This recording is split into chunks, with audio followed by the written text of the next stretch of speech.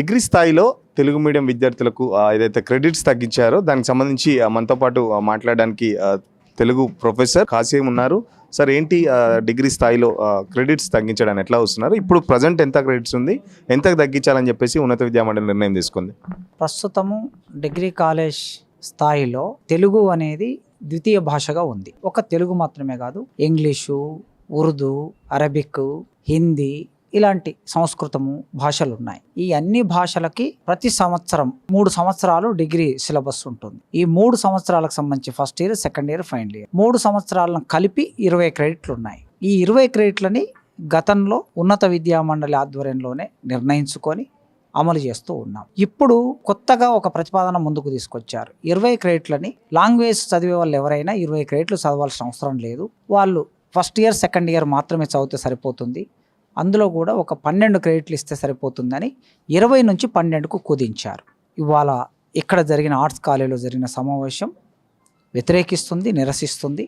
దాదాపుగా ఉస్మానియా విశ్వవిద్యాలయంలో ఉండే డిగ్రీ కాలేజ్ అధ్యాపకులు ఒక 100 మంది అధ్యాపకులు ఇక్కడ పాల్గొన్నారు సమావేశంలో. ఇక్కడ పాల్గొన్న అధ్యాపకులందరూ ముక్తకంఠంతో చెప్పింది ఏమిటంటే, ఈ నిర్ణయం తెలుగు భాషకి అన్యాయం చేస్తుంది, తెలుగు చదువుకునే విద్యార్థులకు అన్యాయం చేస్తుంది. కనుక 20 క్రెడిట్ల నుంచి 12 క్రెడిట్లు పెట్టడం కాకుండా 20 క్రెడిట్లు ఉన్నట్టుగా కొనసాగించాలని మేము ఉన్నత విద్యామండలికి విజ్ఞప్తి చేస్తున్నాం. అంటే 20 నుంచి 12కు తగ్గించడం వల్ల ఎలాంటి నష్టం జరగబోతుంది? ఆ ఫ్యూచర్లో వాళ్ళకి ఎలాంటి నష్టం జరుగుతుంది? 2 ప్రధానమైన నష్టాలు జరుగుతాయి.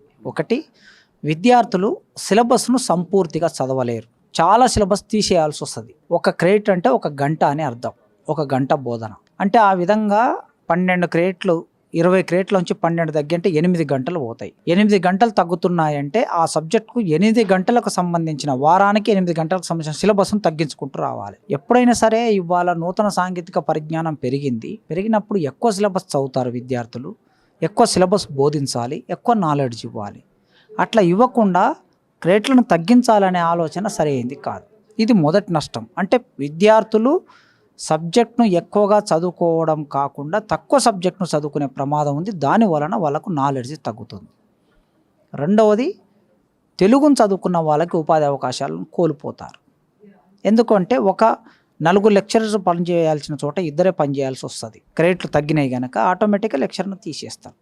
ప్రైవేట్ ఇవాళ చాలామంది తెలంగాణ సమాజంలో తెలుగు చదువుకున్న వాళ్ళు నిరుద్యోగులుగా ఉన్నారు. ఈ నిరుద్యోగులుగా ఉన్నటువంటి వాళ్ళకి ఉపాధి కలిగించాల్సింది పోయి ఇంకా ఉపాధిలో ఉన్న వాళ్ళను కూడా తీసేయాలనే ప్రయత్నం అనేది సరైంది కాదు.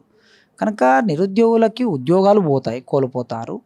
విద్యార్థులు చదువుకోవాల్సిన సిలబస్ను సరిగ్గా సంపూర్తిగా చదువుకోలేరు. ఈ 2 నష్టాలు జరుగుతాయి. అంటే ఇప్పుడు చాలా అడ్వాన్స్ అయిపోతున్నారు. చిన్నప్పటి నుంచే ఎల్కేజీ నుంచి యూకేజీ నుంచే ఇంగ్లీష్ అని చెప్తాను. ఇంకా తెలుగుకి సంబంధించి ఎలా ఉండబోతుంది? రాను తెలుగు మనం పెద్దగా గొప్పగా చెప్పుకుంటాం, తెలంగాణ రాష్ట్రం, తెలుగు రాష్ట్రం అని చెప్పేసి. పక్క భాషలు చూస్తే కన్నడ కానీ లేకపోతే తమిళ్లో వాళ్ళకున్నంత భాషాభిమానం మనకెందుకు రోజుకు తగ్గిపోతుంది? మరి అంటే తెలుగు ప్రాంతంలో మొదటి నుంచి కూడా ఇక్కడి ప్రభుత్వాలు భాషల మీద ఒక నిర్దిష్టమైన అభిప్రాయం కలిగి లేవు. పాలసీ కూడా లేదు. జీవోలన్నీ కేవలం పేపర్లకే పరిమితమై ఉన్నాయి. అవి ప్రభుత్వము తెలుగు భాష అంటే తెలుగు ప్రజల అస్తిత్వం, తెలుగు ప్రజల జీవితం, సంస్కృతి, ఇట్లాంటి వ్యక్తీకరణ మొత్తం భాషల్లోనే సాధ్యమవుతుంది. కనుక ఇప్పటి వరకు దేశంలో ఉన్నటువంటి వాళ్ళు ఎవరైనా సరే వాళ్ళ భాషల పట్ల స్పష్టమైన పాలసీ కలిగి ఉన్నారు. అందుకే ప్రభుత్వానికి పాలసీ లేకపోవటం మూలంగా చిన్న చూపు ఏర్పడింది. పిల్లలని ఇంగ్లీష్ మీడియంలో చదివించడమే చాలా గొప్పగా భావించే తల్లిదండ్రులు కూడా తయారయ్యారు.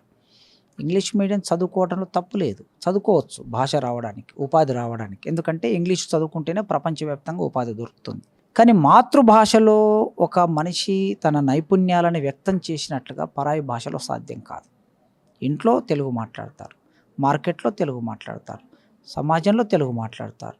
ఒక క్లాస్లో ఒక 5 గంటలు ఉండే క్లాస్లో ఇంగ్లీష్ చెప్తారు. మరి 24 గంటల్లో 5 గంటలే, మిగతా 20 గంటలు 19 గంటలు తెలుగులోనే సంభాషిస్తూ ఉంటారు, తెలుగులోనే వ్యవహారం నడుస్తూ ఉంటుంది. కనుక మానసిక వికాసం అనేది, మేధో వికాసం అనేది మాతృభాషల ద్వారా సాధ్యమవుతుంది. అందుకే తెలుగును కూడా ఒక ప్రధానమైన సబ్జెక్టుగా ఆయా తరగతుల్లో తప్పనిసరిగా బోధించాలి. అట్లా బోధించినప్పుడే విద్యార్థులకి విలువలు తెలుస్తాయి, సంప్రదాయాలు తెలుస్తాయి, పద్ధతులు తెలుస్తాయి, సమాజం ఎట్లా పరిణామక్రమం చెందిందో తెలుస్తుంది. ఇవాళ అనేకమైన అన్యాయాలు జరుగుతున్నాయి, దుర్మార్గాలు జరుగుతున్నాయి, అత్యాచారాలు జరుగుతున్నాయి. తల్లిదండ్రులను చంపే పిల్లలు, పిల్లల్ని చంపే తల్లిదండ్రులు తయారయ్యారు. మాదక ద్రవ్యాలు విపరీతంగా పెరిగాయి. మరి విలువలు ఎట్లా బోధిస్తాం? ఇవన్నీ విలువల ద్వారానే మనిషి ఎదుగుతాడు, మనిషి మారుతాడు. ఎవరైనా ఇప్పుడు ఒక పొలిటికల్ సైన్స్లో, ఎకనామిక్స్లో, పబ్లిక్ యాడ్లో, కెమిస్ట్రీలో, ఫిజిక్స్లో విలువల్ని బోధించలేం కదా. అవి శాస్త్రం బోధిస్తాయి. విలువలు దేంట్లో బోధిస్తారు? సాహిత్యం ద్వారా బోధిస్తారు. కనుక సాహిత్యం ద్వారా విలువలు బోధిస్తారు కనుక సాహిత్యము చెప్పటం వలన సమాజానికి మేలు జరుగుతుంది. సాహిత్యం చెప్పటం మూలంగా మనోవికాసం జరుగుతుంది. సాహిత్యం చెప్పటం మూలంగా తల్లిదండ్రి, బిడ్డలు, ప్రేమ, అన్నాదమ్ములు, మనిషిని ప్రేమించటం, మనిషి ఆపదలో ఉన్నప్పుడు ఆ మనిషిని రక్షించడానికి ఏ త్యాగానికైనా సిద్ధపడటం, ఇట్లాంటివన్నీ కూడా సాహిత్యం ద్వారానే మనం కరుణ, దయ, జాలి, ప్రేమ సాహిత్యం ద్వారానే బోధించగలం. రేవంత్ రెడ్డి చాలా గొప్ప చెప్తుండగా విద్యాశాఖ నా దగ్గరనే పెట్టుకుంటా, విద్యాశాఖ నేను వచ్చిన కంచెలు చాలా ప్రక్షాళన చేస్తున్నా అని చెప్పేసి, మరి ఇలాంటి నిర్ణయాలు, ఇంత పెద్ద తెలుగుని కూని చేసే నిర్ణయాలు రేవంత్ రెడ్డికి తెలియకుండానే జరుగుతున్నాయి మరి ఉన్నత విద్యామండలిలో? నాకు తెలిసి ఉన్నత విద్యా మండలిలో జరిగే ఇట్లాంటి నిర్ణయాలన్నీ రేవంత్ రెడ్డి వరకు వెళ్ళే అవకాశం లేదు. ఎందుకంటే నేను ముఖ్యమంత్రి కావటం మూలంగా.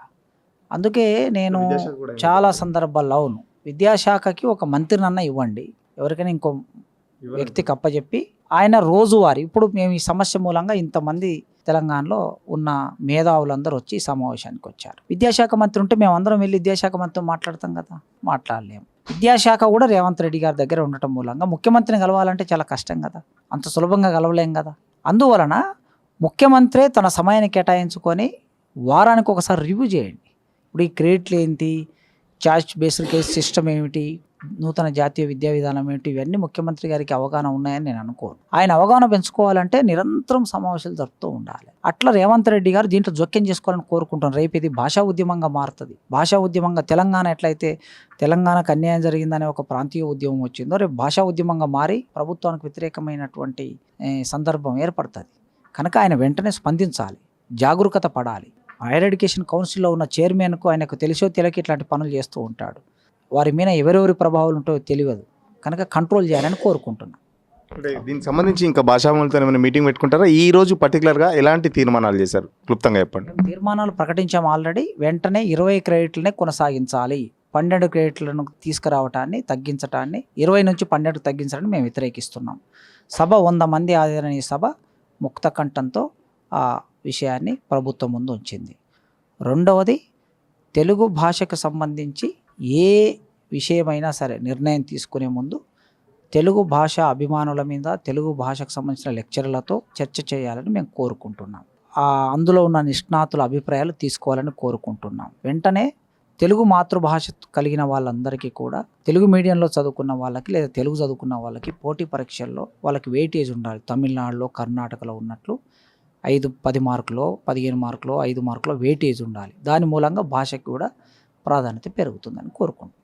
Thank you. ఖచ్చితంగా ఏదైతే ఈ క్రెడిట్ వివాదం ఉందో రేవంత్ రెడ్డి వెంటనే జోక్యం చేసుకొని దానికి సంబంధించి అధికారులతో చర్చించిన తర్వాతనే, మరోపక్క తెలుగు భాషకు సంబంధించి నిర్ణయాలు తీసుకున్నప్పుడు తెలుగు భాషాభిమానులకు సంబంధించి వాళ్ళతో చర్చించి నిర్ణయం తీసుకున్న తర్వాతనే ఇలాంటి నిర్ణయాలు తీసుకోవాలి. లేకపోతే ఇలాంటి నిర్ణయాల వల్ల ఏదైతే తెలంగాణ ఉద్యమం జరిగిందో అలాంటి భాషా ఉద్యమం కూడా త్వరలోనే రాబోతుందని చెప్పేసి, ఇప్పటికైనా రేవంత్ రెడ్డి తన దగ్గరే విద్యాశాఖ పెట్టుకున్నాడు కాబట్టి ఆ విద్యాశాఖను తను చాలా బిజీగా ఉంటాడు. సో ఇలాంటి నిర్ణయాలన్నీ అతను తెలుసుకోలేడు, తెలుసుకునే వరకు కూడా అధికారులకు అతనికి చెప్పలేరు కాబట్టి అంత బిజీగా ఉంటాడు. కాబట్టి ఖచ్చితంగా ఇప్పటికైనా విద్యాశాఖను ఎవరికైనా ఇచ్చేసి ఈ విద్యాశాఖకు సంబంధించి ఇలాంటి నిర్ణయాలు తీసుకోకుండా మున్ముందు జాగ్రత్త పడాలని ప్రొఫెసర్ కాశీం చెప్తున్న పరిస్థితి. జర్నలిస్ట్ కిరణ్తో సురేష్ పల్లవి, టీవీ, హైదరాబాద్.